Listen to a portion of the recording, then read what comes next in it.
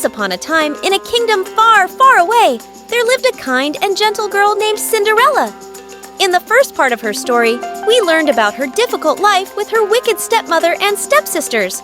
But one magical night, with the help of her fairy godmother, Cinderella had the chance to attend the royal ball, where she met the charming Prince Charming. Now, let's continue the story of Cinderella's enchanting journey. After the clock struck midnight, Cinderella had to leave the royal ball in a hurry. She didn't want the prince to discover her true identity, so she ran down the palace's grand staircase, losing one of her glass slippers along the way. The next morning, the prince was determined to find the mysterious lady who had captured his heart. He ordered his royal servants to search the entire kingdom for the owner of the lost glass slipper. They went from house to house, asking every maiden to try on the delicate shoe.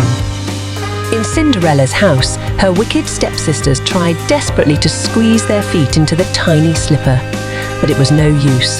The shoe was too small for them. They even tried to cut their toes to make it fit, but nothing worked.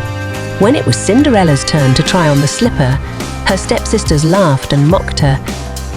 To everyone's astonishment, the glass slipper slipped onto Cinderella's foot perfectly, just as it had at the ball. The prince, who had been waiting anxiously, was overjoyed to see Cinderella again. He knew he had found his true love.